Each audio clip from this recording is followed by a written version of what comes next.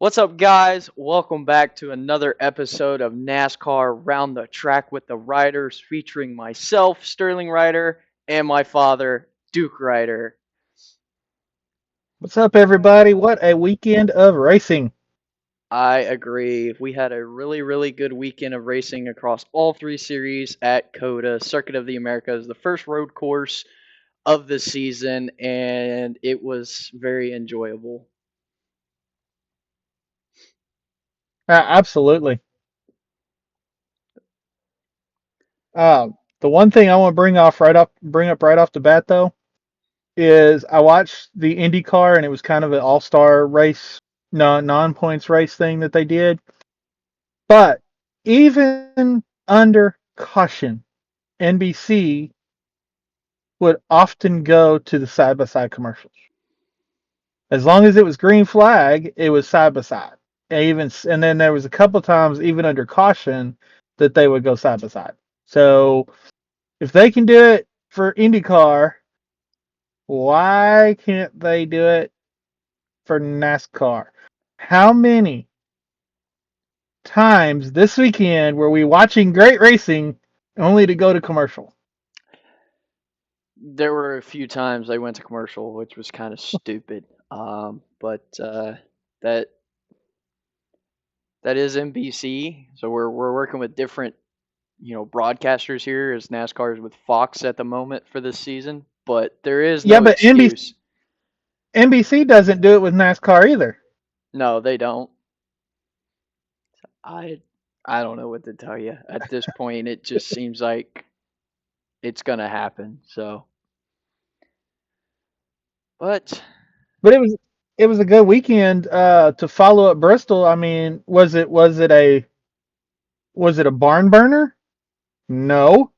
Was it a typical road course race? Yes. In all three series, I didn't see anything out of the ordinary in any of the series. Um, TV was TV. yep. Um, but I enjoyed. I used to hate road courses. I mean, back when I first started racing in the '90s, watching racing in the '90s. I mean, we had Sonoma and Watkins Glen, and that was it. And I liked Watkins Glen because it was a very fast racetrack. It was a road course, but it's still a very fast racetrack.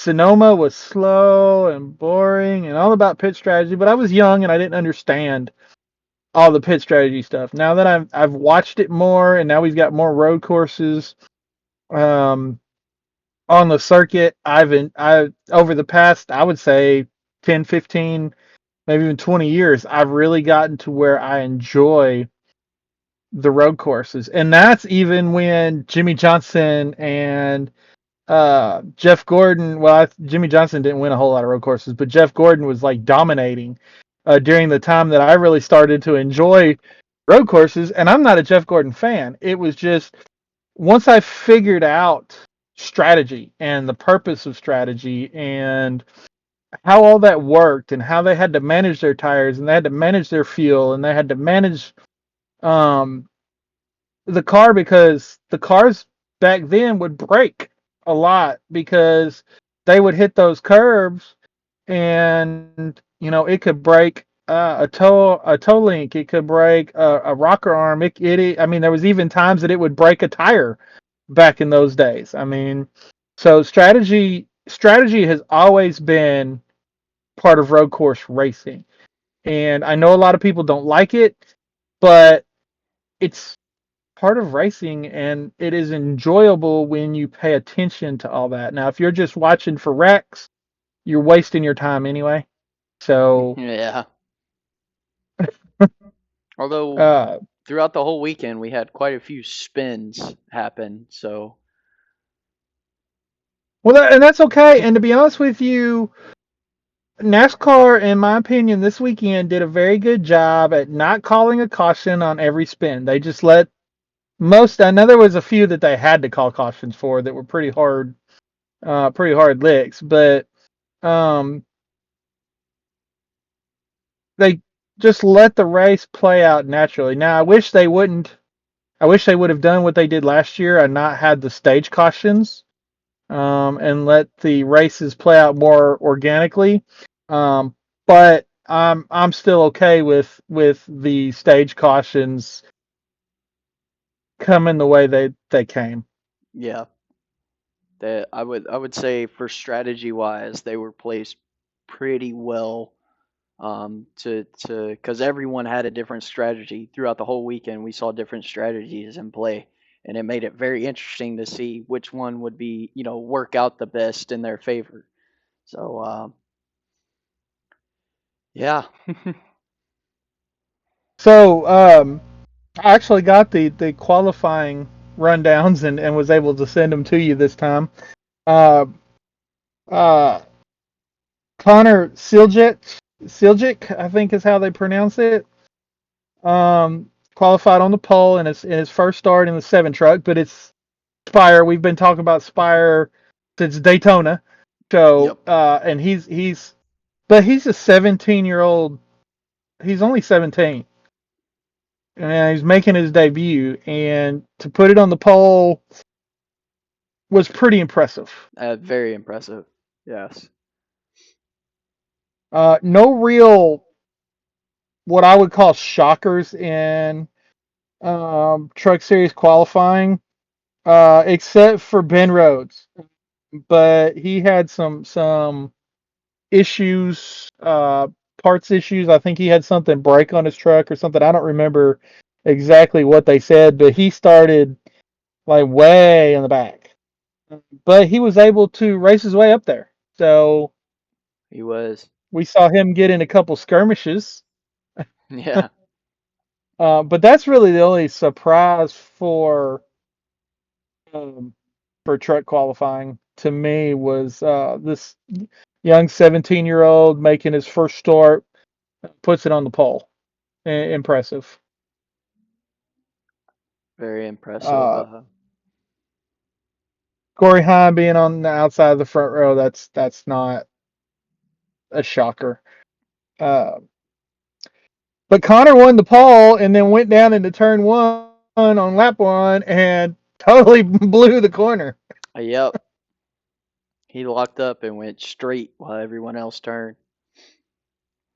And had some other issues that kept him from making it back to the front. He did make it.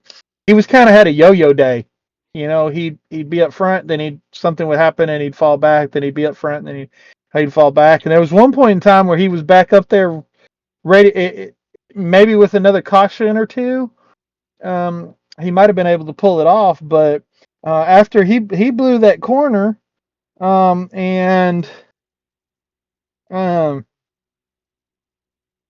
Corey Heim got by and just pretty much dominated from that point on. I mean, Pretty much, yeah. but let's see. Well, it's a road course, so I'm not going to be too hard on getting a debris caution on lap 4. That's lap 20 at most tracks. Yeah. So I'm not. I know we've mentioned it before, but I'm not going to be uh, too hard on that. But that's the only caution in that stage. Nick Sanchez won that stage, which, again, as well as he's running this year. Are No you surprise. surprised? No, not at all. Uh, then during not too long after the restart in stage 2, Ziljic spun. It's Yep. another one of his adventures for the day. Lawless Allen spins for the second time. Um, Chastain and Taylor Gray had a little dust up. That was kind of interesting to watch how that played out. Yeah. Um, and Corey Heim again, he had begun to show his dominance. So he wins stage 2. Um, Stage 3, Lawless Allen has hit the trifecta. He has spun in 2 of the 3 stages. So um, you know, okay. Whoops. Um, Um, but then the interesting caution came out there towards the end of the race, yeah. and I know I texted you even before I got to watch the race, and I'm like, okay, I think I've seen just about everything now. Yep. Marco Andretti, the entire rear end came out of the truck, and the funny thing was, we were 2 laps away from finishing the race. Yeah. How did that stay in for 41 laps? I I, mean, and of course, we don't know. TV may have missed where he had gotten hit in the rear end and it broke something, or where he spun out and it broke something, or he hit the wall and it broke something, or it may have just been a parts failure. Um, we don't know. TV completely missed. They barely caught the you know axle running, rolling down the track. So yeah. I know uh, NASCAR is gonna um, take it to the center to inspect to see maybe what exactly went wrong. So maybe we'll hear something on that sometime this week. But it was very surprising. That's not something you see ever, to be honest. yeah. Especially with the Well, well, the way they're built now. They're almost built to not fall apart, and then it just completely fell apart on Andretti. So yeah, the only time I've ever seen anything like that before is when a car has spun and hit the wall so hard that it you know, knocked the axle out, or when they went flipping down the backstretch at Daytona or Talladega or something like that. It's really the only time I've ever seen a complete axle ripped off of a vehicle. Um, but yeah, my question is NASCAR has that rule where if you lose a tire on the track, it's a 2 week suspension for uh, it's usually the jackman, the tire changer, and another crew member, if I'm not mistaken, maybe the crew chief. Uh, if they find out that this was an improperly installed part, which if it was, I don't see how it lasted 41 laps. But um, are they going to double that? Go 4 week because they lost both tires on the rear? I had no idea. It's a good question. But I doubt a suspension will happen because, um, like you said, it lasted 40 something laps, and for it to just kind of fall off the way it did, someone had to hit them a certain way, knock it loose or something. I'm not sure. Like I said, NASCAR is going to inspect it this week, so we'll know more on it, I'm sure, by the end of the week. But Yeah, and it it could have been um, one of those situations where the finally caused a part failure or a weld failure. Even it could have been something that was welded to hold the axle on there, and that may have through the rights and lefts and wears and tears and bounces, and there was a few times that I know in the Cup race that there was a few times they showed cars hitting the curves and going in the air. And I think it happened a few times in the Xfinity race. So if it happened in those races, it could have happened in the truck race too. That just broke something. But I guess we'll find out. Yep. I just remember reading on Twitter, NASCAR Chasm, where you had mentioned me saying, I think I've just about seen everything now. Said Marco Andretti can literally drive the wheels off anything. He has proved Yep. it. I don't think he proved it the way he was wanting to prove it, but he has proved it. No, he wants to prove it the way Tony Stewart has proved it, and that's in victory lane, Yeah, not on the back of a tow truck because your axle's rolling down the racetrack. the truck's going one way and the back axle's going the other way. Um, Yeah. oh, uh, So yeah, go ahead. well, I was just going to continue because of that. They actually red flagged the race, parked the trucks to kind of clean that up, um, which wasn't very long. I think they went to commercial break and we came back and we were already back under yellow. So then we restarted the race and with overtime, and then we came down to Corey Heim, as we've said, he dominating the race and winning it. So Yeah, he drove away. Now, look who finished second. Taylor Gray. After all the trouble he got penalized on the start, on the initial start, for changing lanes. Um, he got he had a couple pit stops that weren't all that great, but he still rebounded to finish second. So um, that's a pretty good rebound right there by Taylor. very well. And after his top five for Connor, finishing in fourth after all the spinning and trouble he had, he bounced back as well. So Yeah, that just shows you right there, absolutely. him being young, being put in a top truck team, right? To debut, goes out, gets the pole, and after struggling all day, comes back, gets a top five. That's impressive for this guy, for this kid, really. Absolutely. So I would say he's on the radar to be picked up for the truck series, and probably next season, as he'll be eligible once he turns 18. So I would keep an eye on him, seeing if he'll make a full season return next season. Yeah, that would be good to see. He was on Door Bumper Clear today, but I have not had a chance to listen to that. So I have to listen to that and check out that interview that they had with him. So, uh, but yeah, and then Ben Rhodes rebounds from starting next to last to finish seventh. Uh, no big surprise there. He did have to do some pit strategy.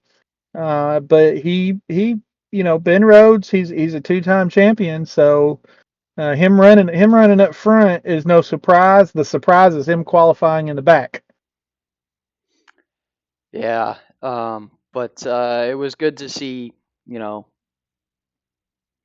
him come through the field. Of course, I feel like those last few cautions were a lot of people scrambled at those last few cautions, but good to see him capitalize and go get a top 10 even after no qualifying due to some truck equipment. But Yeah, Tyler Akram had a bad day. He was the points leader coming into this week, and he didn't he finished 25th. Had all kinds of problems throughout the day. And then even Nick Sanchez and Raja Caruth that have both won this year had a rough day at the track. So they'll rebound. I'm sure. They weren't hired for their road course prowess, but they were. I think they'll be okay. I agree. Both of them have already proven. Sanchez winning Daytona, Caruth winning Las Vegas. As you said, they've both already won. And the road course isn't, the championship race isn't on a road course. So I would say as long as you're already, locked in with a win, I would say you're perfectly fine. Tough day for both of them. Of course, again, I know Caruth, but right before the last restart, he was running in the top 10. But like I said, everyone capitalizing on it. He fell back. And then Sanchez, I wasn't really paying attention much. I knew he was kind of back there to begin with. But as you said, um, they've already proven themselves. They'll continue to prove themselves as there's plenty of racing to go still, and this is just one road course. So and not everyone's good for the road course. So yeah. So let me ask you this: Is it too early in the season to start talking points? No, I wouldn't think so. At least not in the truck series, in my opinion, because they don't run.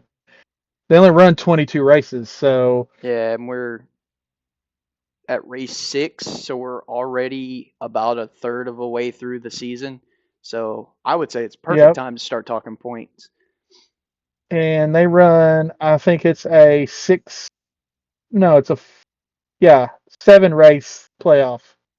Um, I believe so. Yeah. But Corey Heim takes over first in points. Then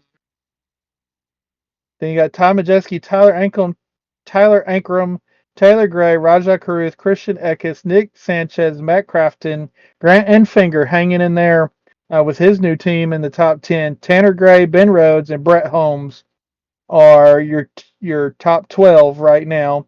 Ben Rhodes is currently out by 1 point, and Ben Brett Holmes is out by 17 points. So, or 18 points. Sorry. The surprise shock when you run down through the points that we see, in my opinion, is Ty Dillon in 19th and Lane Riggs, who is driving the 38 that Zane Smith drove for the past several years and won a championship with, is 23rd in points. He's had some luck that has not been good, but they're going to have to pick you up because they do have a shorter regular season. Uh, and I'm not sure either one of them can win outside of a Talladega. We know Ty Dillon's pretty good at Talladega. I'm not sure about his team and their capabilities. The same with, we know that the 38 truck can win, but Lane is unproven in the truck series. So I guess we'll see if they're able to get up there. It'll be interesting to see. Yeah, uh, both of them are. Seeing them so far down in the points list, that is kind of shocking, especially the 38 truck with Lane Riggs, as that's, we know that 38's been in, victory lane and, won the championship. But that may just be a driver thing. Lane Riggs trying to figure it out. Um, I don't know. Ty Dillon, like you said, good at Talladega. But to be honest with you, he's not really good very many places either. But I feel like him being in truck, he could probably do better than what he's doing right now. So I would say if anyone was to come up in points and weasel their way in versus somebody else, it would be one of those two. But we'll just have to wait and see. Very interesting. So, on to the Xfinity race. Kyle Larson won the pole. Shane Van Gisbergen starts out second. Big surprise there. I mean, road course veteran. Um, Ty Gibbs is a proven road course racer in the Xfinity series. And AJ Allmendinger in the top 5. But then, let's see, 1, 2, 3, 4, 5, 6, 7, 8, 9 cars go to the rear of the field. 42 was kind of already back there, but the 11 car had to go to the back of the field because Josh Williams was on baby watch, so Daniel Hemrick had qualified the car. So Josh came to race. Everybody else had unapproved adjustments, but man, that's a lot of contenders going to the back. Oh yeah, I would agree. A lot of those cars that were sent to the back are top drivers, top cars that you see up front very, very often. So, kind of shocking to see how many of them went to the back. So we had a cautionless first stage for the Xfinity Series. We did. Um, Being a road course, I don't find that I don't find that shocking. But being Xfinity at a road course, I do find that shocking. Um, However, they kept it green the whole time, so I was impressed. Um, because we had movement, throughout the whole field for people passing. So to see them go caution free, the way they were moving around each other was impressive. Yeah, and there were a lot of early, and we're going to talk about this more after we finish with the Cup race. But a lot of the course cutting penalties early. We saw a lot in the truck race. Of course, we didn't really cover that because, like I said, we're going to talk about this more. But a lot of the ones in the truck race happened later in the race. This is stage one, and there's a lot of those penalties coming out on the Xfinity side. So, like I said, I'm just going to save that conversation for later. We'll just talk about that That will here in be a little bit. quite a conversation when we get to it. So, stage one, Parker Kligerman. That's He needed a good run. He does need a good run, but he's normally not one you see winning a stage though. Especially at a road course. So, it was good to see him up there. Well, and those points could come into play when it comes down to who makes the playoffs and who doesn't. That's a big 10 points for that team. That's a lot of points. It is. I would agree. The only problem with doing that in stage one is it hurts you the rest of the race. Yep. Yeah, especially at a road course, and the way the strategy was playing out. There was just wasn't much you could do but kind of hope you got a chance to jump back up there, due to a caution or something. So Well, and that's the problem because stage two was also caution free. I yes, it was. So And the last lap of stage two is where, in my opinion, one of the controversies with the cutting the course penalty occurred. Brandon Jones won the stage, but it was taken away from him and he was put back to the last car in the lead lap because he cut the course on that last lap, and that gave Riley Herbst the stage win. yep. You know, again, I'm just going to save that conversation for later, but that is important that we at least note here that Brandon Jones crossed the finish line first, but because he had cut the course, he was sent to the back, and it gave Riley Herbst the win. But I do want to point out that at this point in time, Kyle Larson has gotten back up in the top 10, Hmm. and he had pitted early before the end of the stage, but he was still in the top 10. SVG was in the top 10, even with pitting. Ty Gibbs had worked his way up into the top 10. AJ Allmendinger was in the top 10, and this is with the pit cycle and everything like that shaking out. So you've got probably three of the best road course racers with Allmendinger, or four actually, with Allmendinger, Larson, SVG, and Ty Gibbs in the top 10 and not having to pit. We knew that the 98, we knew that the 00 were going to have to pit, but the rest of them had pitted, so they were going to start stage 3 out front.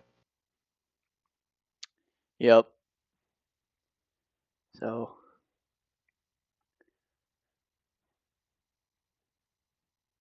that So was. stage 3, there was. Go ahead. I was just gonna say that's when I was expecting. Of course, we came up to a caution, but that's when I expected. Especially with those four being in the top 10, we were gonna have some good road course racing, with some battles, which we did there for a few laps. But then the caution came out at lap 42 when Ed Jones had spun out and had the fluid coming out of the back of the car. So And I think that's the only reason the caution came out. If he would have spun it and kept going, I don't think we'd have had a caution there. But there was some really good racing between the 16, the 17, and the 97 during those closing laps of the race. This is one of the times where TV screwed it up because they're battling. We've got a three-way. We got three people up front running for the lead, and they were racing each other very hard. yep, We go to commercial. yep, And it's really aggravating. Now, if the race was boring and the leader had a 3-second lead and second place was 3 seconds ahead of third place, okay, go to full screen commercial. Everybody can go get them a snack, you get them something to drink, go to the bathroom, go walk the dog, whatever. But when they're that close, they're racing side by side. You never know who's going to dive bomb in the next corner. At least go side by side commercials. I mean, come on, Fox. Let's. I don't tune in to watch commercials. I tune in to watch the race. Commercials mean nothing to me, and that's coming from somebody with an advertising, marketing, public relations background. yeah. Uh, but that wasn't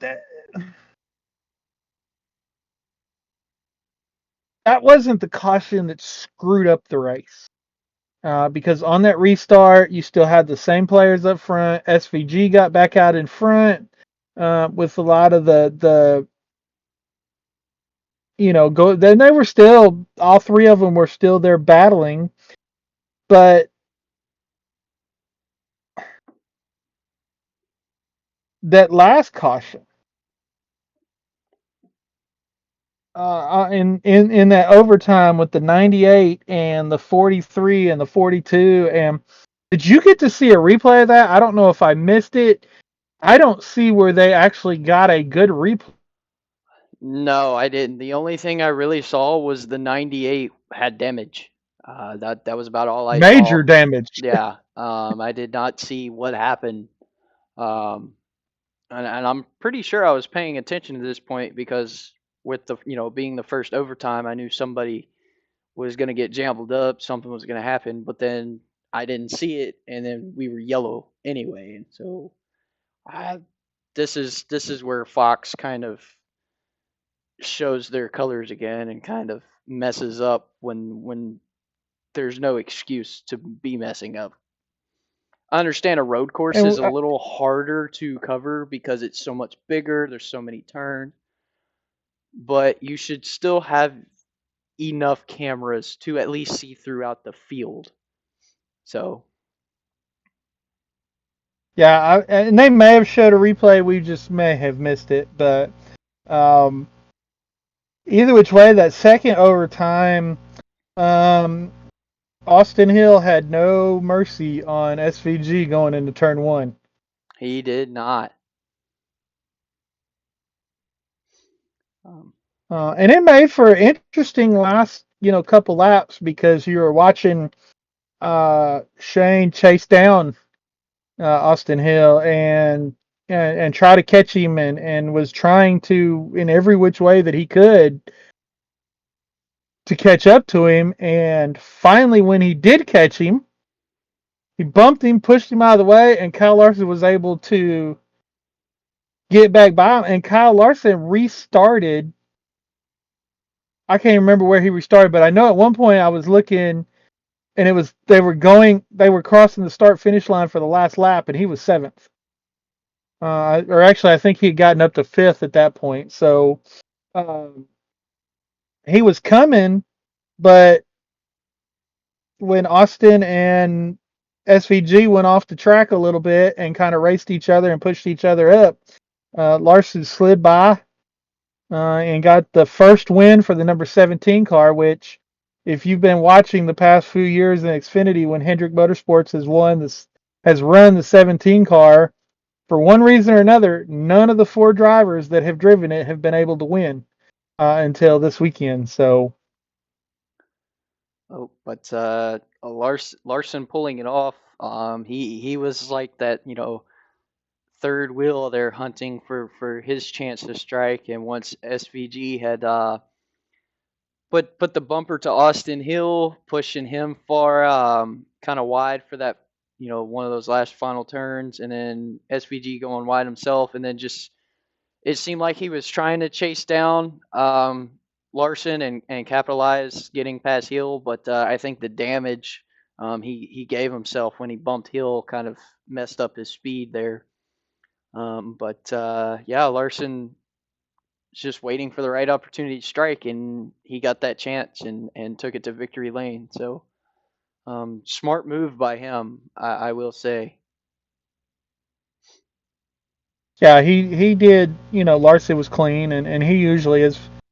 He's usually fairly clean unless he's racing a teammate, and then he's not so clean. But Austin Hill ends up still finishing.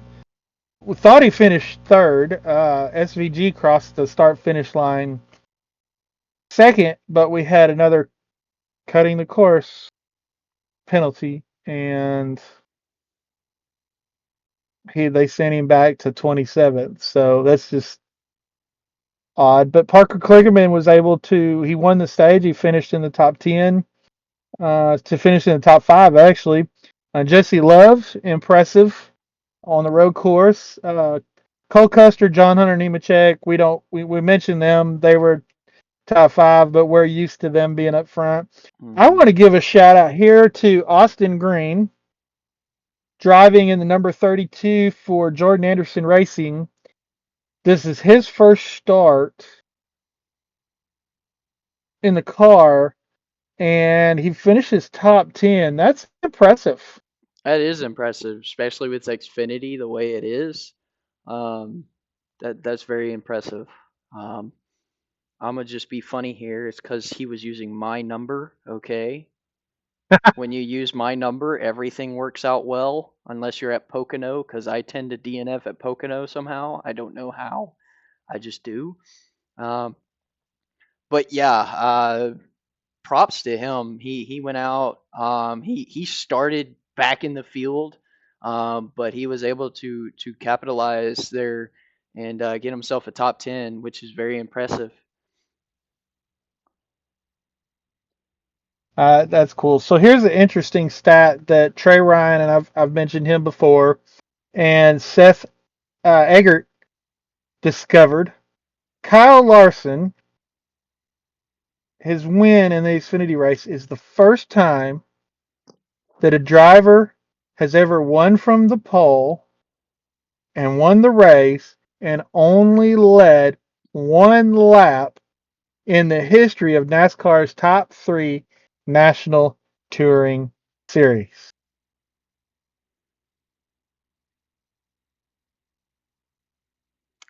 That is interesting. Um, That's a this that's a crazy stat. that is a I crazy don't stat. remember, but I don't remember. But if you follow Trey, and you can even follow Seth Eggert, Eggert, follow one of them, because they have some other interesting stats to go along with it, because they go and they see how many races have been run in all 3 series, how many laps have been run in all 3 series, and stuff like that, to kind of put that in perspective. How long NASCAR has been around, this is the first time it's ever happened, and it probably because a lot of times the pole winner doesn't get sent to the back, or if he does get sent to the back for whatever reason, he works his way back up before the last lap. Yeah, Yeah, it's definitely one of those. It rarely happens because it's not something that normally happens. But I guess sending him to the rear and then him just having a good, very good built, fast car for the road course, he was able to come back at the end and make a brand new stat headline all for himself. Um, Yep. which, to be honest with you, that sounds like Kyle Larson when you think about it. He is that oddball of the group that would do that. So no surprise if I was going to say that would it was somebody I would have said Kyle Larson would be that first person. Yeah. He's done a lot of firsts in his career, so yeah. So All right, well let's talk points. We got those that currently are in the playoffs, or in the playoff hunt is Austin Hill, Chandler Smith, Cole Custer, Jesse Love, Riley Herbst, AJ Allmendinger, Parker Kligerman, Justin Allgaier, Brandon Jones, Sheldon Creed, Sammy Smith, and Anthony Alfredo. No real surprises there, except maybe Anthony Alfredo driving for our Motorsports, being a 12th. But he's actually tied with Ryan Sieg and just 15 points ahead of Ginsbergen. And I look for Ginsbergen to make a run to get in the playoffs. There's still several more road courses before the playoffs, but he's also been running really well in the ovals. So, he could surprise us and figure this oval thing out pretty quick, too. Sam Mayer back there in 19th. His luck just won't seem to turn around, but I look for him to get it. I don't think he can go all season without getting a win. I think he'll be able to get himself in the playoffs. At this point, it may take a win to get himself in the playoffs, but I see him being able to do that. Haley Deegan in 26th. Expected more from her, um, but this is a second year team, and they kind of struggled a little bit last year with Brett Moffitt driving the car, and he outperformed the equipment. And but he's driven in the Xfinity Series before. He's a Truck Series champion. He's got a lot of experience, a lot more experience behind the wheel than Haley does. So um, I don't know if she's going to make the playoffs, but I still look for her to have a pretty good rookie year. yep, I agree. As you said, that's a young, that's a second year team. So I feel like that team all together, including Haley herself. They're just all kind of learning as one as they go through this all, because it's still pretty much new to them, new to Haley, pretty much 100% new to her. As we said, the team's only their second year, so they're still learning all specs and strategies and stuff like that for every other track. So I'm sure down the line when we start, when we have the couple repeating tracks, which isn't very many in Xfinity, but there's a couple, we may see something from them. So I expect them to do good at some of those tracks.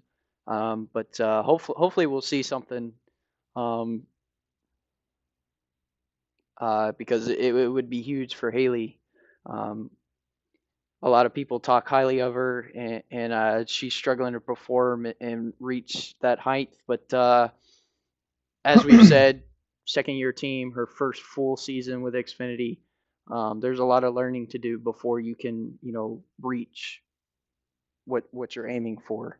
Um, so I follow her on social media. I know she wants to do better. She has that motivation. So I'm sure we'll see it pick up here soon.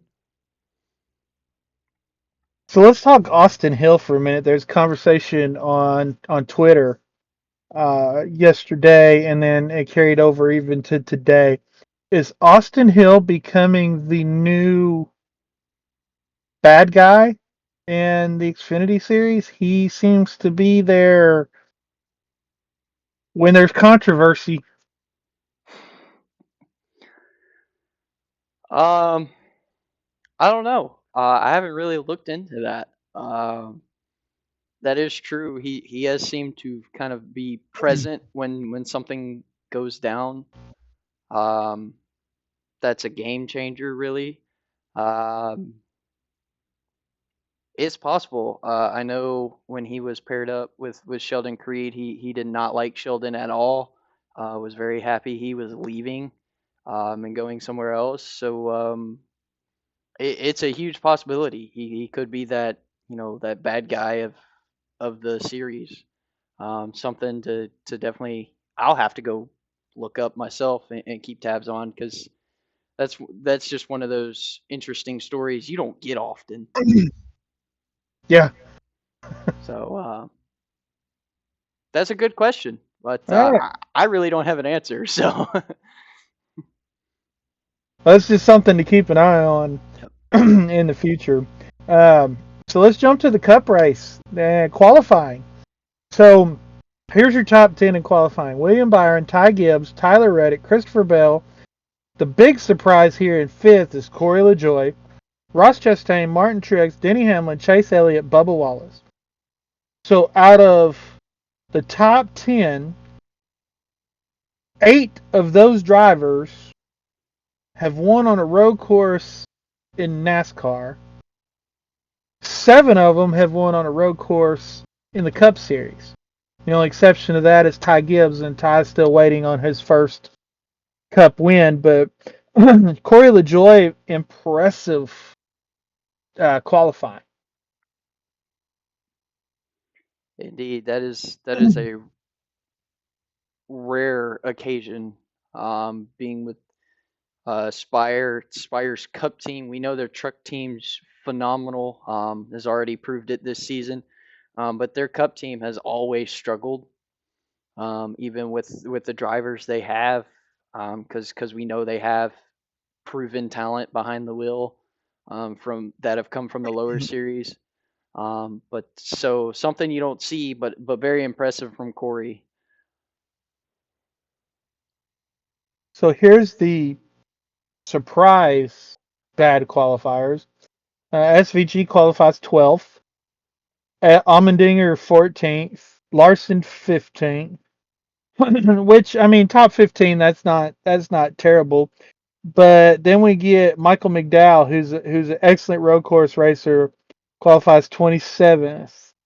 Um, Brad Keselowski, Joey Logano 35th and 36th. Noah Gregson, Eric Jones back there in 38th, 39th. Uh, Noah Gregson just had a terrible all around weekend. He started last and didn't do much better. No. But kind of surprised to see McDowell starting that far back. Um,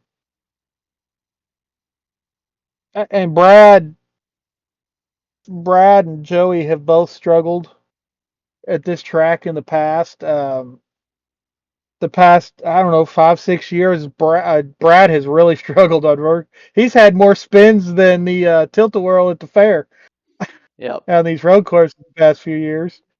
Um, but other than that, really no major surprises in qualifying. Let's see. And really no major surprises outside of the lap one. I'll let you figure out how to describe that debacle. Uh, Squeeze up. I really don't know. But yeah, between Wallace, Trix, and LaJoie, yeah, that, as I told you when that happened, that's one of those unexperienced, because LaJoie, you don't. has never started up front, especially as far up, starting, what was it, fifth he was starting? Yeah. That is not something he is used to. And I think he was probably a little more aggressive, as he normally is aggressive when he gets up toward the front at any track. And normally something happens. So I think that's what happened. He just had a typical aggressive moment, and it kind of, Wallace and Trix were just kind of the victims of that, which caused them having to go pit when they came back around to the start finish line going into lap two. They both had to pit due to damage. So Yeah, and we'll talk later. Truex was able to rebound. Um, Wallace was somewhat able to rebound and got his best finish at COTA. Um, I think if I remember right, but they had mentioned on the broadcast that he had never finished a race at COTA up till this point. So Clint threw that out there and almost jinxed him.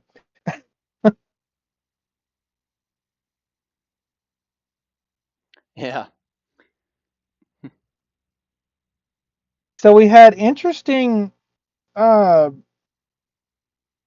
green flag stage. Christopher Bell won the stage. Six cars didn't pit.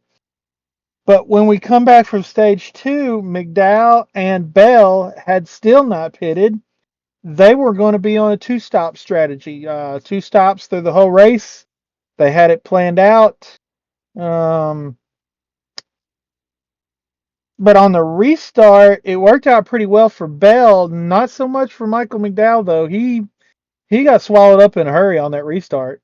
he did. Um, of course, as we saw with trucks and Xfinity, when it restarts, going into that turn one, a lot of people take advantage of that. And I think that's just what happened to McDowell. A lot more people had the advantage to get around him, and he was just kind of swallowed and spit back towards the back. Um, which happens. That happens at a lot of tracks. So there's not much you can really do, especially being on older tires and everyone else being on fresher tires. So there was just nothing he could really do, except maybe go in the turn better. I'm not 100% sure, but yeah. Well, I would have liked to have seen how he was going to rebound, but he ended up having a power steering issue, so Michael wasn't able to rebound very well. Anyway, in the second stage, we had a whole bunch of spins. We had Bubba, Kyle Larson, Michael McDowell, Christopher Bell finally pitted on lap 25. Um, the 50 and the 47 spun. Kevin Harvick uses the new word. I had to throw that in This there. is the note. Uh, Kerfuffle. Kerfuffle, Um, as he would say. that sounds that sounds like something you'd order at Waffle House.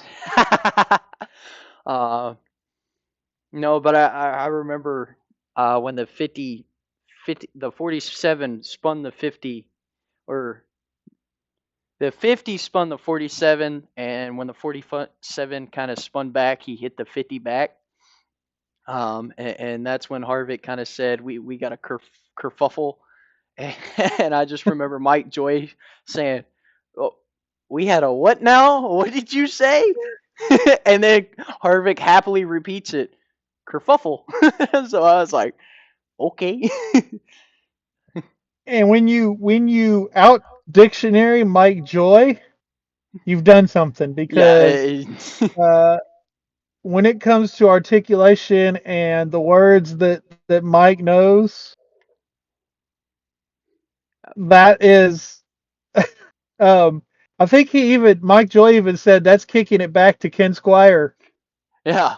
days. And I grew up watching Ken Squire call a lot of races. So, um, and Ken would use big words like that too. That you would spend a lot of your race time looking it up in the dictionary. Yeah. Um, But apparently, listening to the Happy Harvick podcast, he gets a word that he has to get in on every broadcast, or on every race broadcast somewhere, um, that isn't your typical word, or isn't a typical word for somebody in their late 40s to be using. yeah. Which makes it interesting from the booth. Of course, we've said it multiple times. We'll probably say it multiple times again. Those three in the booth with Mike Joy, Kevin Harvick, and Clint Boyer, it's amazing how well they do. So And this race was no exception. I mean, they did an amazing job keeping you interested in what was going on track. Even when they're watching the 24 car ride around, with nobody close to him, they still made the race interesting. They talked strategy. They talked up, who was pitting. They talked up, with the Christopher Bell situation and him pitting, and they kept up with him and his progress throughout the race. So, um, but let's see. Let me scroll down here real quick and look at my stage points here. Um, the 24, the 54, the 45, and the 1 all got stage points in stage 1 that had pitted. So that's, you know, uh, there were a lot of, only 6 cars stayed out, so that's not a surprise there. Um, but stage 2, when it comes to pitting, a couple laps before um, the end of the stage, I know of at least 10 cars that didn't pit, and William Byron came out of the pits in 8th. He was the only one that pitted that was still in the top 10 that was able to get stage points. hmm So his lead was either that big, or his pit crew was really on it yesterday. I mean, his they were, yeah, they were and they fast. well, they've been on it really for the past couple years. I know we were really hard. You and I were really hard on him back in 2022, because it seemed like every time he was leading a race, we'd come in the pits leading and go out 5th or 6th, or sometimes even worse, because the pit crew just wasn't getting it. But the past couple years, they've been one of the fastest, best executing crews on pit road. I mean, no mistakes. William Byron doesn't make any mistakes getting on and off pit road. Um, so, him being in the top 10 after pitting really isn't much of a surprise there. No, that just shows you where the driver has a lot of confidence in the pit crew, and the pit crew also has the confidence in the driver, so they can all execute everything as a team, which can always be a huge boost in that teammate chemistry. As you know, you can count on each other when it really needs to count. So So this is where Michael McDowell loses his power steering. There at the end of stage 2, Denny Hamlin's able to get him another stage point. The Toyotas have been racking up stage points the past few races. Then Denny, even, because he won Bristol and then he won a stage here, so he's wanting to. Stage points matter, but also the playoff points matter. yep, that is true. Uh, Stage points we've come seen into a huge role. So we've seen people miss the next round of the playoffs by 1 to 2, maybe even 3 points. So picking up that playoff point didn't do him a whole lot of good in the race overall, but it did. He's got that in his pocket for down the road. So um, let's see. Then we get back underway for stage three. Priest spins, of course, no caution, but then the 9 car gets a penalty for cutting the course. I'm just gonna mention that just so that because it was this cutting the course had that they had mentioned it in the truck race, but nobody really up front was really doing it. It was mostly back in the back of the field. In the Xfinity race, it did have the effect on the outcome of stage two. Um, and at this point, Chase Elliott is running in the top 10. He's battling Kyle Busch for position. He loses it. There's no contact here. He's not being forced, but he loses it. Goes off course, out of bounds. Gets a penalty. They argue their penalty, but it didn't do any good. They still had to serve their penalty. But again, this is just another one of those cutting the courses penalties that we'll get to here in a little bit. Ryan Blaney, not a good day. Mm-mm. Um, he spun. Kyle Busch spins. Brad Keselowski spins for the 30th or 40th time. I He spun quite a lot. He really struggled. And he struggled really the past, I think I mentioned this earlier, for the past 3, 4, 5 years on the road courses, and really has struggled at COTA. Yeah. So um, then we get our green flag pit stops. They start on lap 43 with 25 to go. And at this point, I told you, because of what I do for work, I was having to go away from the live race to finish later, um, like 10 minutes left. So I wanted William Byron to get back into the lead, and I wanted them to finish the cycle of green flag pit stops. So I was able to finish that. So I stopped watching at this point with 17 to go. Caught back up with it after work. Um, Basically watched it on my phone on the way home. um, yeah. And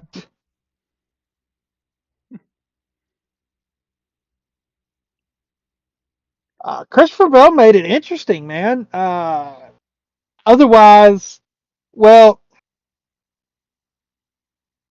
the question is, and even they even talked about this on the broadcast.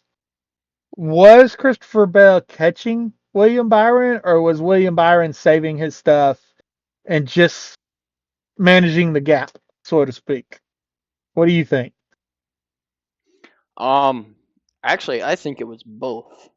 I feel like yes, Byron was managing the gap there to a certain extent because he knew even though Bell was faster, there were still 2 cars in between them. One being his teammate Alex Bowman and Ty Gibbs. At the time was second and third. Bell was in fourth. So yeah, Bell was faster. He knew he was faster, but Byron knew he could still kind of control the gap and manage his equipment. Even though there was still 15ish to go here. Um, I think once he realized Bell had gotten around Bowman and Gibbs, he was like, okay, I need to pick up the pace a little bit more. Um, I still feel like he was saving just a little bit, but not as much as he was beforehand, because you saw Bell was still catching him rather quickly, just not as quickly as he was beforehand. So I feel like it was kind of both going on at the same time. Yeah, I would agree, and they talked about that on the broadcast. But anyway, each way he made it interesting. I mean, and we saw the two different pit strategies and how they were working out. Um, if Byron was pushing as hard as he could go, as hard as his car was go, and Christopher Bell was pushing as hard as his car would go, if the race would have been 2 laps longer, Christopher Bell probably would have caught him and maybe been able to pass him. Um, but he made it interesting, and it's always fun to see how different strategies work. Hmm. Uh, because you can have different strategies and have completely different results. We see what happened with Michael McDowell was on the same strategy as Christopher Bell. It didn't work out so well for McDowell, and then William Byron was on the strategy of 20 other guys, and it worked out well for William Byron. Hmm. So um, just because his car was that much quicker, his pit crew was that much quicker. I mean, he beat Ross Chastain on that last pit stop by 3 seconds. Hmm. Um, which 3 seconds on the track is a lot of time. As a matter of fact, it allowed for Alex Bowman and Ty Gibbs to leapfrog Alex Bowman at that point. At that point in time, so um, or I'm sorry, to leapfrog Ross Chastain um, and get in front of him. So and Ross really never really did recover from that extra long pit stop. But William Byron pulls it off. Yay! More You money to know, spend. big William Byron fan. So I love it when he wins. Interesting stat that I tagged you on that they talked about on Door Bumper Clear. Again, I haven't had a chance to listen, so I don't know what their thoughts are on this. But the past 2 seasons, going back to the beginning of last season, William Byron is on average of 1 win every 5 races. That's astronomical for statistics.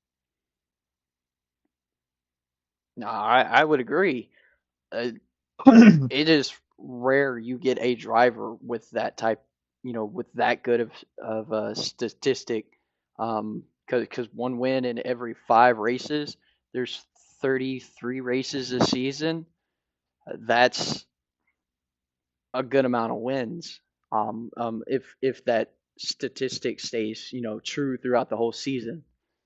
Um, Byron's also the first repeat winner this season, as he was last season and in 22. Um, so, you want you want to know the last time that happened? well, I want to know. I don't know who it was though. 1997 through 1999. Jeff Gordon in the 24 car Oh, we have come full circle here. was the last time there was they were the first there was a first repeat winner in three straight seasons. I saw another stat that Trey Ryan put out. William Byron, or not William Byron, but the repeat winners. There have been 9 in the last 10 years, and 8 of the 9 times they have competed for a championship. They've been in the Final Four. The only time was in 2022 when William Byron finished sixth in points. Mm-hmm. Yep. So, I would count Byron. I I would count him going far in the playoffs. He proved he could do it last season. Almost made it the season before in 22. So he's definitely I would say a favorite for this season. Of course, Yeah, you I would don't like I don't that. see how it can't be. Yeah, absolutely. And the thing about it is, we could go back. He had an excellent run in the Truck Series. Probably well, had he not blown his engine at Phoenix with the race before the finale, he would have won the championship because he went out and won Homestead the next week. Um, went out, and that's as a rookie. Went out as a rookie and won the Xfinity Series championship, won several races and the championship in 2017, and then in 2018 he struggled as a rookie in Cup. He really struggled, which kind of goes back to Jeff Gordon's rookie year in Cup. Jeff Gordon was able to win a race that rookie year, but he struggled in 1993. Jeff Gordon really struggled. Um, 2019 um, again was another year that he really struggled. And then in 2020 he was able to get that win at Daytona, get himself in the playoffs. And it took him a while to get that first win, but we've seen with Chase Elliott, it took him a while to get that first win. We've seen with now William Byron, it took him a while to get that first win. So Hendrick has been patient with their drivers. Mm-hmm. And it's good to see that, because a lot of times back in the day, if you didn't win in the first couple years, you were gone. I mean, and not just gone, you were going back to the Xfinity series, you were going back to the Truck series. I mean, you were out of the Cup series altogether, and a lot of times you did not get another opportunity to get back into a ride like that in the Cup series. So, um, but William has of course we've kind of as Hendricks fans, we kind of look forward to the road courses because Chase is usually pretty good at the road courses. William's pretty good at the road courses. But William is also the only driver in the next gen era to have 10 wins. That is true. Um, Ever since we had So this next gen car come out, he's pretty much been the one to dominate and be the most successful with it. Because even when he doesn't win, he's most of the time top 10, top 5 as well. there's something about this car. And then I also think his driving style, I think he's gotten a lot more aggressive. Uh, his driving style has gotten a lot more aggressive. He's willing to put the car in places where maybe he wasn't willing to put the car before. He's willing to push the car at times where maybe before he wasn't willing to push the car. So this car fits his driving style, but it also he's gotten a lot more aggressive behind the wheel. So um, I would like to see him keep up that stat, though. You know, one win in every 5 races. I mean, that's Jeff Gordon numbers from back when Jeff first started. Jeff Gordon and Jimmy Johnson numbers from back when they were winning championships. So And something I'll say, Jeff Gordon has gone out and said after Byron won the 500 that he is going to go out and make his own legacy with the 24. Gordon said it's no longer it's not going to be known as just Jeff Gordon's number. It's going to be known as Jeff Gordon and William Byron both succeeding in different decades, winning different tracks at different tracks, with different drivers. So the amount of respect a proven veteran for Byron just shows you a lot about him.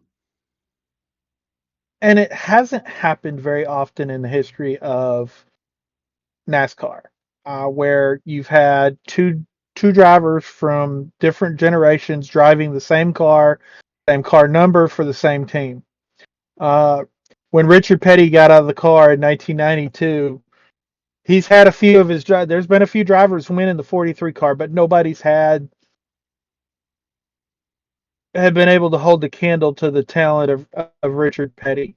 When we lost Dale Earnhardt in 2001, They put Kevin Harvick in that car. They changed the number so it was the same car, same team. But even Kevin didn't have the success that Earnhardt had. And now Austin Dillon's driving that car. Obviously, Austin hasn't had the success. The one time I remember this happening in the past was with the 28 car when Kelly Yarborough had driven it and had been very successful in the 28 car. Davey Allison got in that same in that car. At the time, it was owned by the same team. He went out, he performed, and then Robert Yates was able to buy that team and continue on that legacy until we lost Davey in 2023. That's the only time I really remember something like this to this extent happening in with both drivers being successful and being able to have their own legacy in a car number. Right, right. So, yeah, So yeah, let's talk cut points.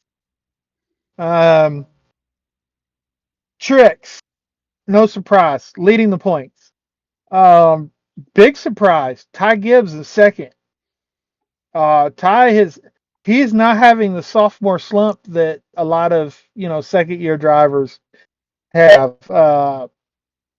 Ryan Blaney, Denny Hamlin, Kyle Larson, William Byron, Christopher Bell, Ross Chastain, Chase Elliott, Tyler Reddick, Alex Bowman, Chris Buescher, Kyle Busch, Daniel Suarez, John Hunter Nemechek, Brad Keselowski is your current playoff drivers.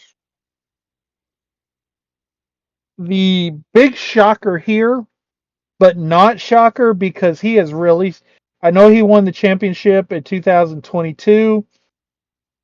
Really struggled last year, and it seems to have carried over. Joey Logano in 22nd. Not sure, man. Of course, I'm not a Joey fan at all, but I'm not sure.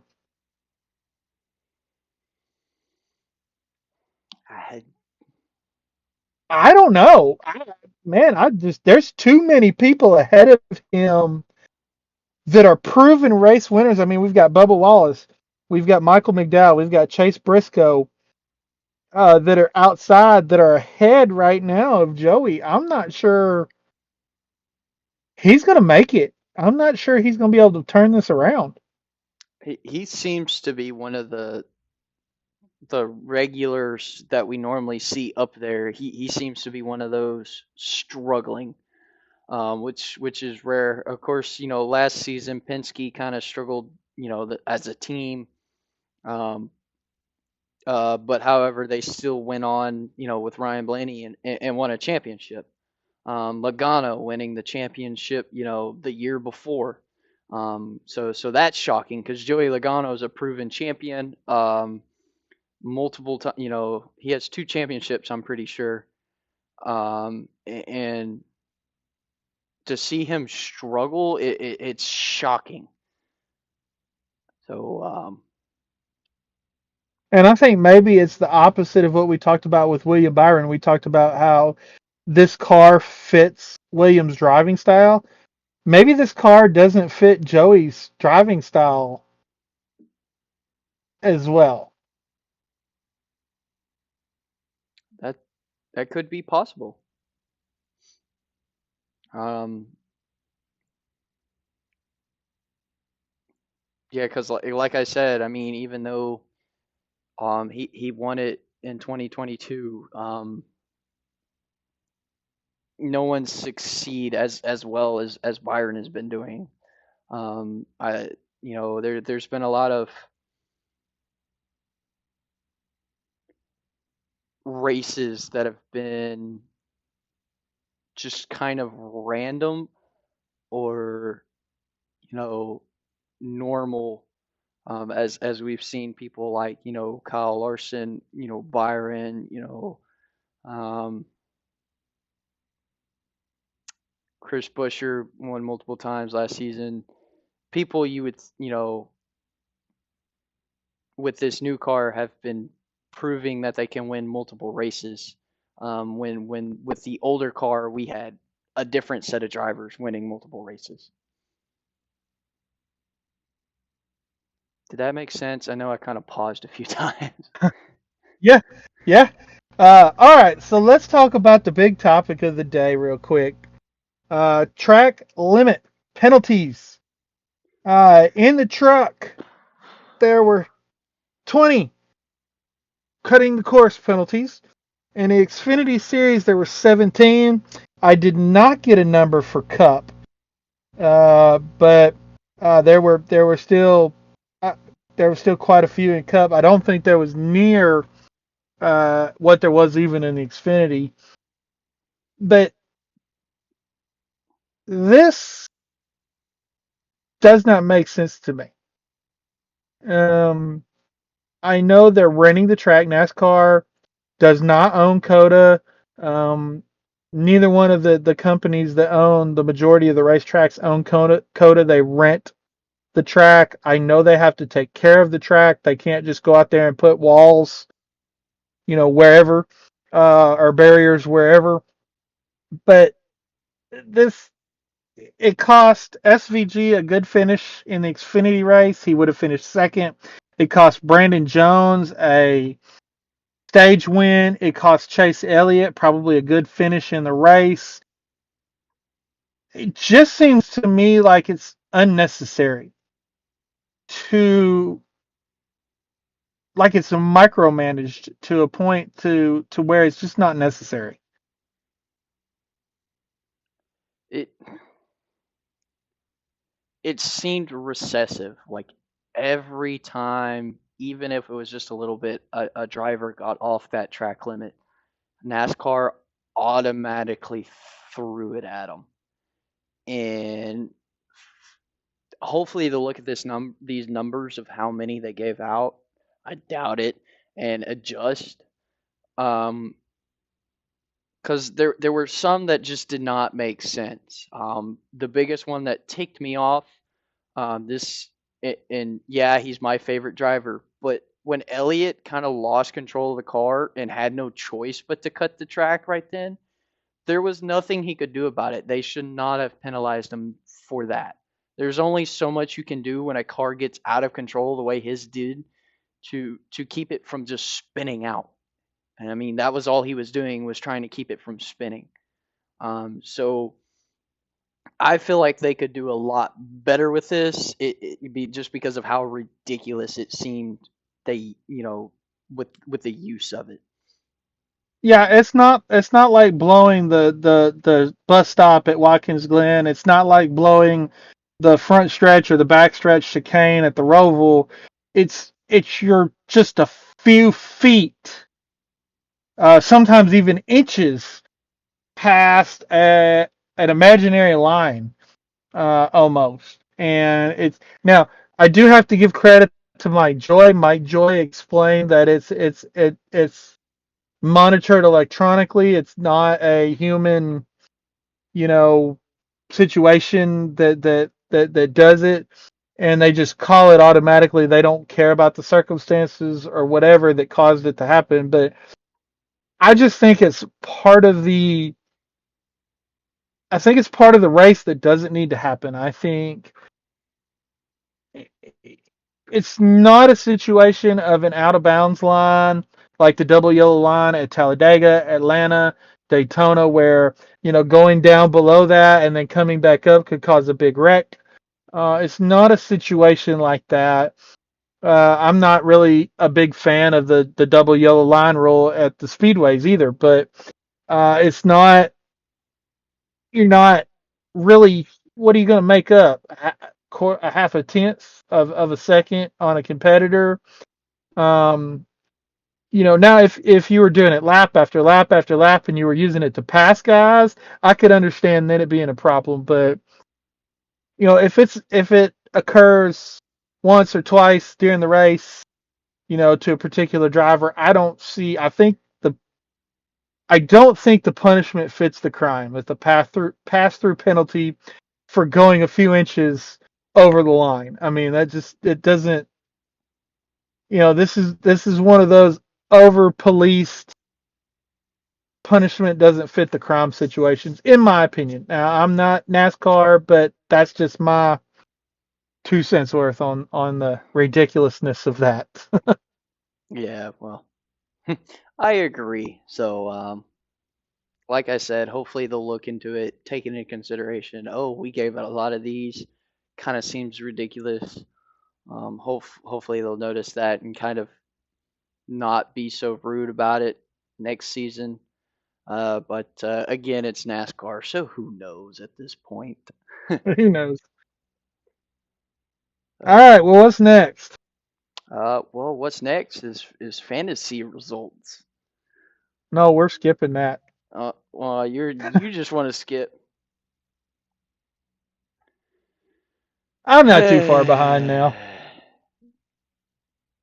So, pull up my friend Trey here. I actually got it. It was about 10 minutes ago, but I got it. As I forgot. But his lineup's okay, but not good. He had Denny Hamlin, Christopher Bell, Ryan Blaney, Kyle Larson, Kyle Busch. For a road course that really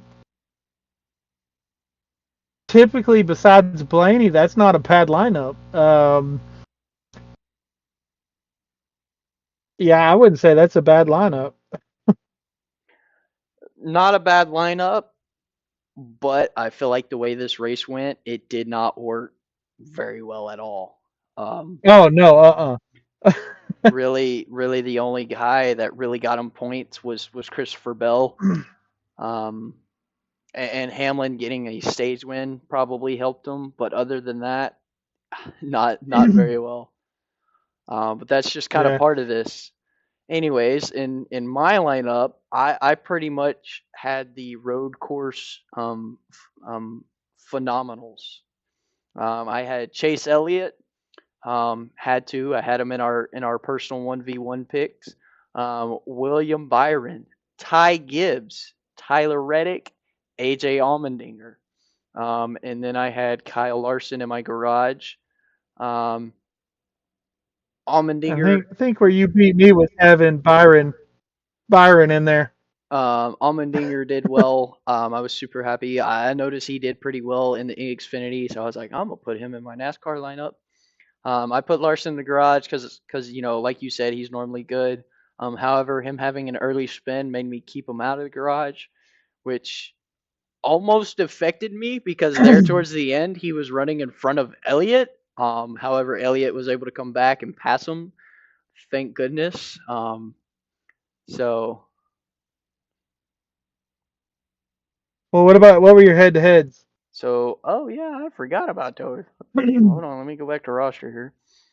Okay, I had Kyle Busch versus Denny Hamlin. I picked Denny Hamlin. That flopped on me. And Hamlin finishing yep, 14th, me Kyle too. Busch finishing ninth. Tyler Yep. Reddick versus Kyle Larson. I picked Tyler Reddick. So I got that one. Hey, Reddick finished fifth, Larson we're 2 for 2 17th. with the same picks. Daniel Suarez versus Ross Chastain. I went with Chastain. Um, I haven't seen Suarez Three do for three. well. I haven't seen Suarez do well um, at a road course besides when he won Sonoma. That did well. Chastain finishing seventh, Suarez finishing 31st. Suarez did not have a good race. Um, No, and then he hasn't had a good year outside of Atlanta. yeah, that is true. Alex Bowman versus Austin Cindric.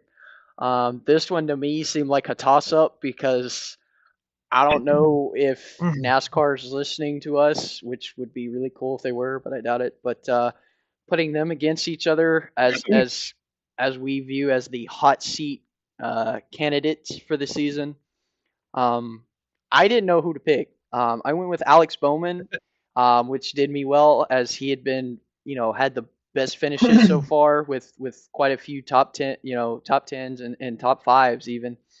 He finished fourth, and Cindric finishing 18th. So I've got Well, had I been paying attention on that, I need to go back and start looking at previous years at these races because Alex Bowman has finished in the top 5 at every COTA race.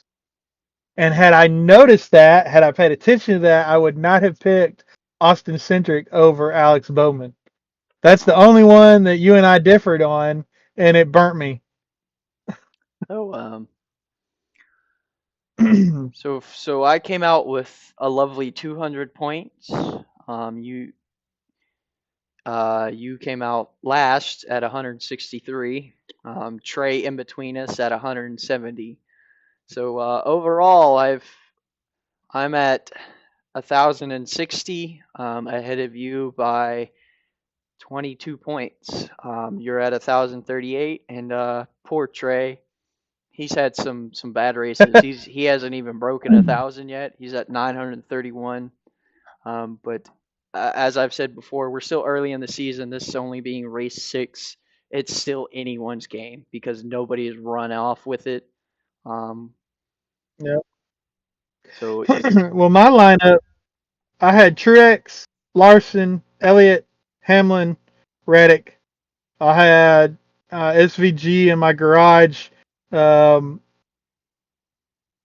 his trouble.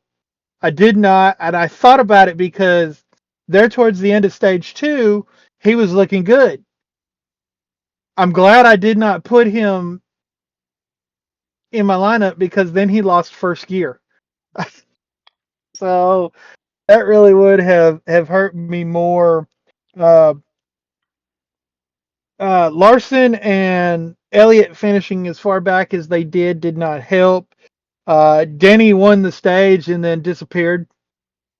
Like he wasn't even in the top 20.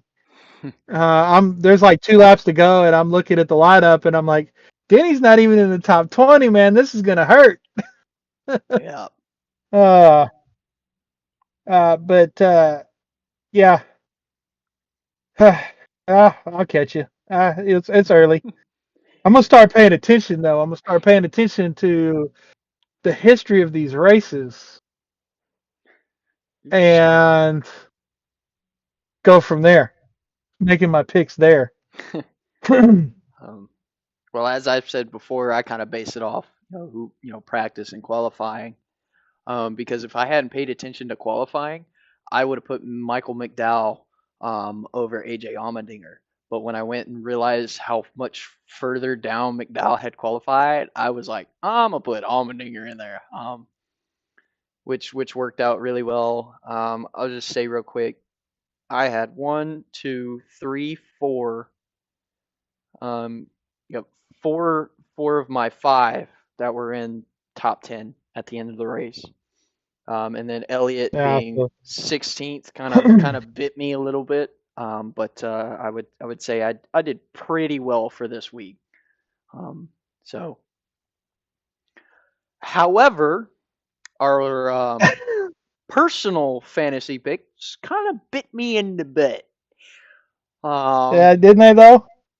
The uh, cup, the Elliott beating Larson by 1 position in the cup race is what man, saved you. It would have been 2 positions, but Justin Haley got disqualified. yeah, I was scared. Because when they're toward the end, it was literally I think the last lap Elliott passed Larson, because Larson was ahead of Elliott there for towards the end of the race. So I was like, man, he's gonna overtake me just in one weekend. That is not good. But Nope. so you won trucks and Xfinity. Trucks and Finger finishing 12th, Sanchez finishing 18th, and Xfinity, Sam Mayer finishing 9th, Allgaier finishing 13th. And then Cup, I was barely able to get Elliott 16th, Larson 17th. So standings now are 7-6. Um, we still got a ton of races to go, so this is going to be interesting. Yeah, we've still got 20 races in the Cup Series before Yeah. we get to the playoffs. So, uh, but it's eventually going to come to the point to where we're picking between drivers like Harrison Burton and Justin Haley or whatever. It's just gonna be. Yeah. Well, we're just taking a guess as to who's gonna finish better there towards the end. So what about this week? We've got Xfinity and Cup is running at Richmond. No trucks this week. Essentially the lineups. Who you got? All And right. and the TBA on the sixth car doesn't count, or the 32, or Darn. the 66, All right, let me or the actually 14. pull it up here. Where'd it go? There it is. This tiny itty bitty print. Okay. So Richmond, huh? We're getting at a short track. Oh boy, man. Honestly, this is a tough one. You know what? I'm going with Josh Williams. I know he's been struggling um, the whole season.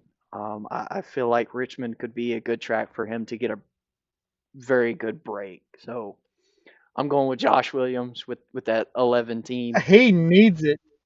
He needs it. His season has been awful. I mean, he can't catch a break. Um, he can't catch a break at all. Well, I'm gonna go with a short tracker here. Somebody who's really good on the short tracks. I think he's going to get his first Xfinity Series win, and he's been close, never quite gone there. But I'm going to go with Sheldon Creed. I would say that's a good pick. Driving that 18 car, man, it's he's going to win a race this year. I don't see how you can drive the 18 car and not win a race. It has happened, but not very often has it happened. All right, how about Cup? Oh boy. Oh, hold on, let me look at the list so I I don't. gotta look at. Yeah, that's what I was saying. I gotta look at my list. So we're at Okay, you Richmond. can't pick him. Yep, you can't pick who I'm gonna pick, so I'm good. Why? I'm You've already curious to know you've already picked him. who you're gonna pick now. Then, hmm. I'll Well, tell you, he drives a toy. well, I'm actually about to pick a guy who drives a toy too, so that kind of narrows it down. I'm gonna go with Martin Truex Jr. Um, I, Good, good pick. so I know he's done well at short tracks. He's done well at Richmond. I know he's kind of been struggling these past couple seasons with this next gen car, but I feel like he can pull it off this year. So I'm going with Truex. All right, I'm gonna go with his teammate. One at Bristol. Really good at um, Richmond. I'm gonna go with Denny Hamlin.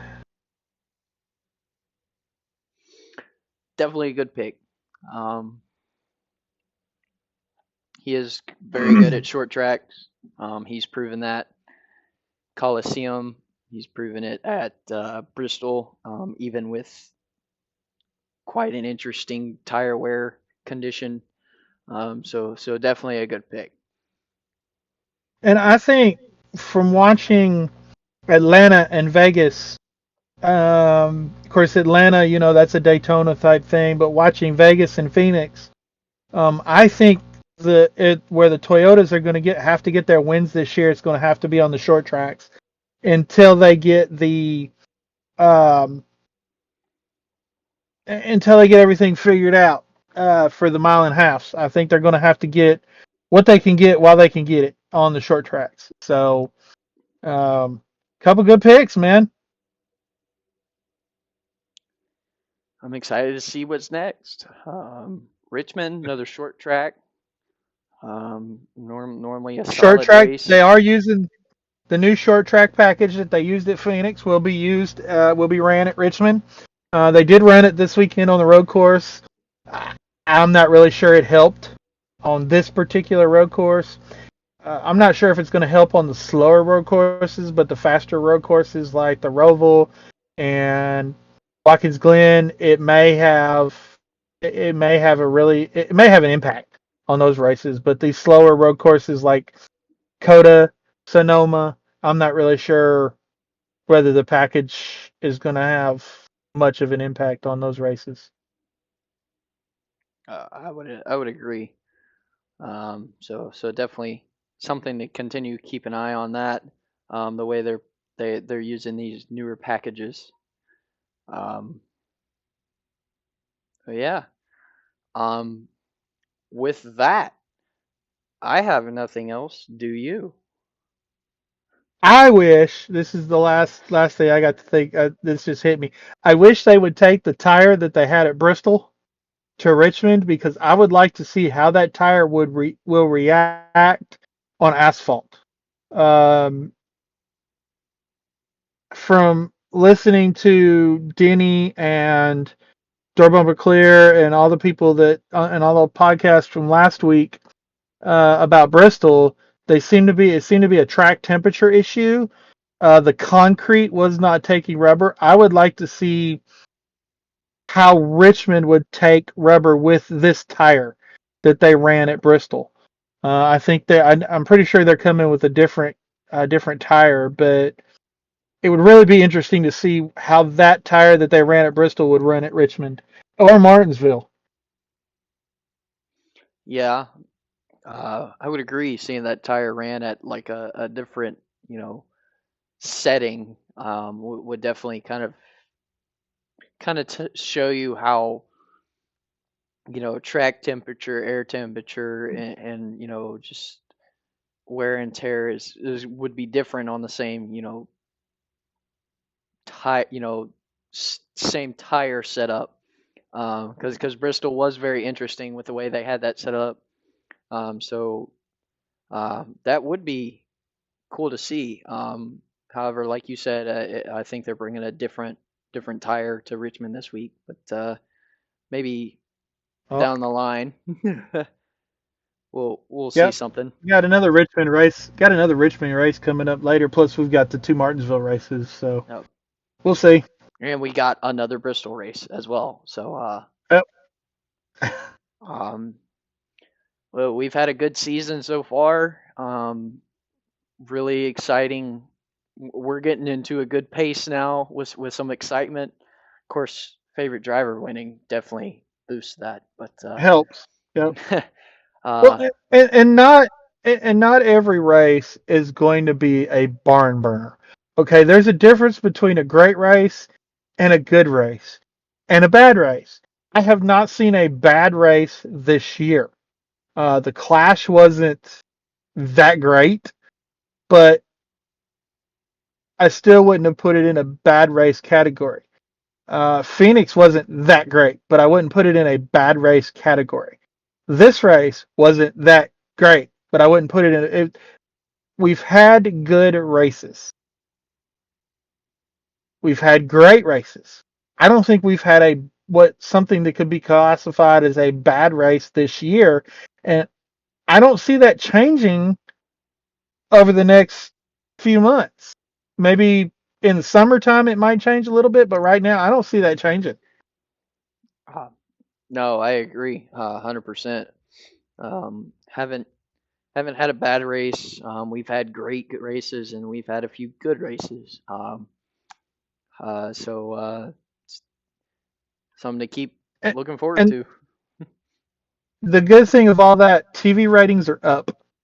That's always good. Attendance at the racetrack is up. That's always better. So we're heading in the right direction. I don't think all the decisions NASCAR is making are great decisions, or some of them aren't even good decisions. But we're headed in the right direction, and that's what's important. Yep, I would agree. So, with that being said, I shall let you do our non-sponsoring shoutouts. All right, well, check out these podcasts when you get a chance. Scene Vault podcast with Rick Houston and Steve Wade. Check out Door Bumper Clear with TJ Majors, Brett Griffin, and Freddie Kraft. They had Connor Ziljic on the podcast today, so go check them out. Dale Jr. Download with Dale Jr. Duh. Actions Detrimental with Denny Hamlin. Listening, I'm just finished the Bristol podcast today. It was very interesting hearing his take coming off the win and also coming off of the tire situation. The Teardown with Jeff Gluck and Jordan Bianchi. Happy Hour with Kevin Harvick. They have one on Tuesday and one on Thursday. The actual podcast is on Tuesday. Then he has an interview on Thursday. It's usually the interview that they play clips of on the pre-race show, and then they have the full interview on the podcast on Thursdays. Stacking Pennies with Corey LaJoie. Another good podcast to listen to from inside the car, inside the sport. Follow Bob Pockrass on Twitter, X, whatever you want to call it. I'm just going to call it Twitter because that's what it is to me. I mean, X still doesn't make sense. Trey Ryan on Twitter. Matt Weaver on Twitter. Jayski on Twitter. Jayski.com for stats all the way, historical stats from last year, stats from the year before, and even on back. And then, of course, our favorite non-sponsor shout out to CircleBDiecast.com. Follow them on social media. Follow them, and they got some great deals out there. They have a previously owned collection on their website where you can go and buy cars that are sold out everywhere, but somebody sold their collection to Circle B, and those cars are on there. Fast shipping, pre-orders. If you know where to look and how to get there, they offer discounts on shipping for your pre-orders. They offer member discounts. Just if you want a diecast, check out CircleBDiecast.com. Unfortunately, they do not carry William Byron autographed elites, which are only available on William Byron Store and Hendrick Motorsports. They don't carry any of the. As a matter of fact, they don't carry any of the Hendrick Motorsports autograph stuff anymore. But that's unfortunate. But for all of your other diecast needs, check out CircleBDiecast.com. Definitely. All the podcasts are very well. I was listening to the Dell Jr. download with Chase Elliott. That was a good episode as he kind of talked about his injury and then the Bristol race as well. Very good episode. All of them were good podcasts. I don't listen to all of them. I listen to them when I can. So I just kind of hear random episodes here and there for the most part. Um, I'm like a however, week behind because last week was spring break, so I wasn't able to listen. I didn't have time to listen to them. I was busy. um, everyone on Twitter, as well, good people to watch, to keep tabs on. It helps you stay with the race and statistics. And then Circle B, as he said, all your diecast need. Um, Spinning off of that real quick, I forgot to mention we had a Darlington unveil with Chase Elliott doing a throwback to Dale Jr.'s Daytona 500 win with the National Guard 88. I absolutely love it. All the colors are correct. The number font, the number color. I've got to give props to UniFirst for this. I'm going all in with it because normally their paint schemes are very, very ugly. So super excited, Yes, they are. super excited to see this throwback. Very iconic throwback. Chase even said himself he was late to school watching that race.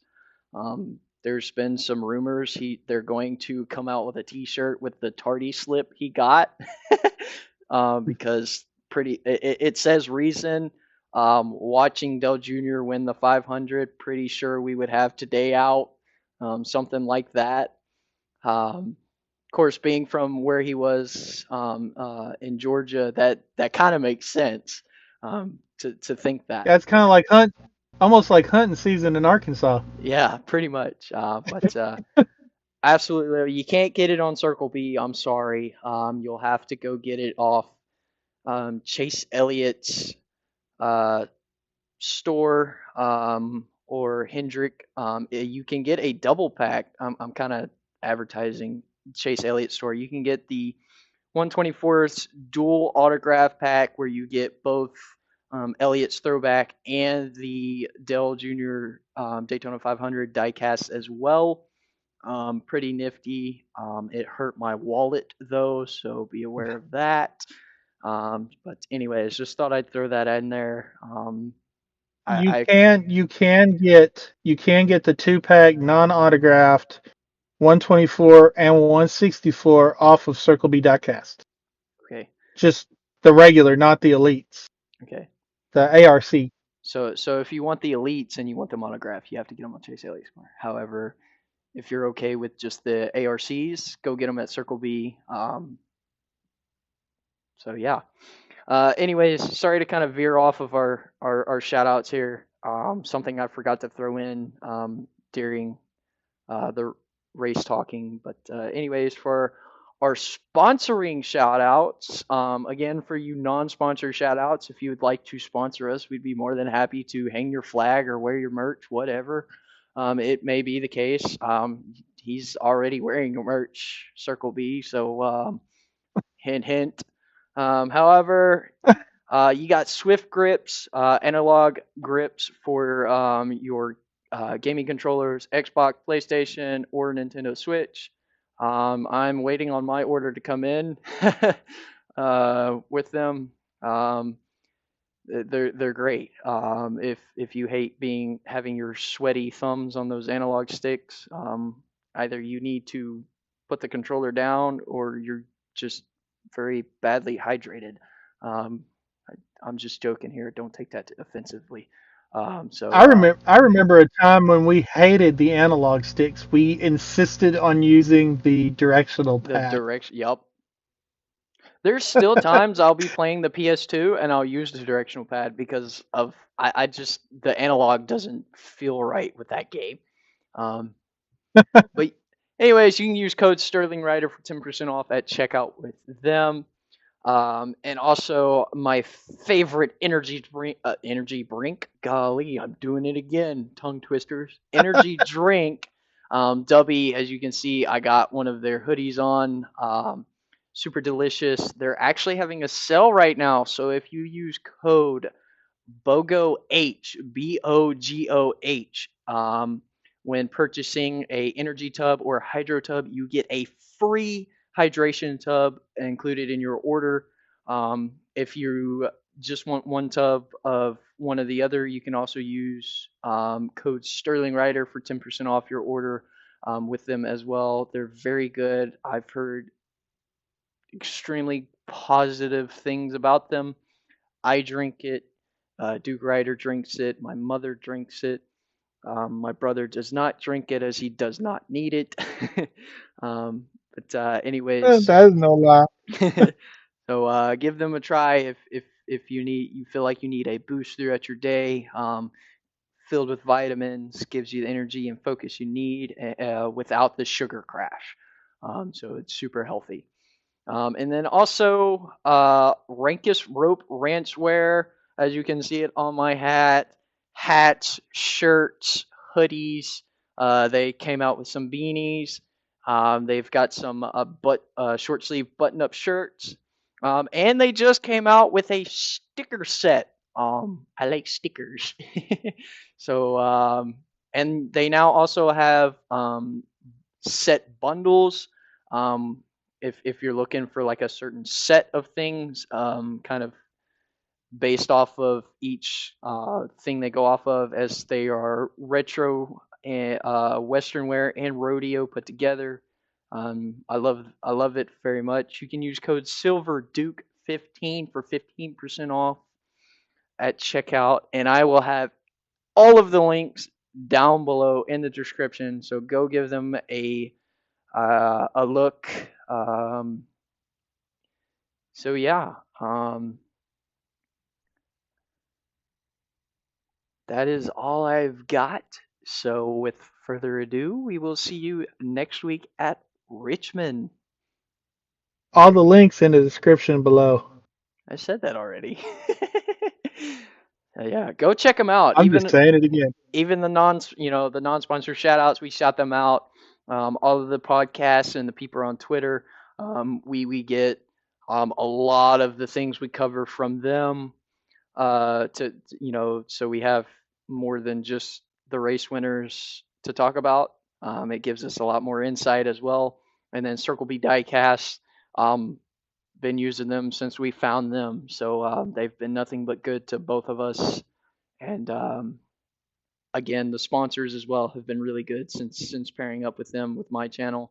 So like you said, links in the description below. Go shout them out yourself. Go just give them a look at least. Give them a try. Look into it. So yeah, that's it. So we'll see you at Richmond. We had another good weekend of some solid racing. So I'm excited to see Richmond. Another short track. Short track racing is always exciting. So we'll see you next week. So without further ado, peace out. Right on. God bless.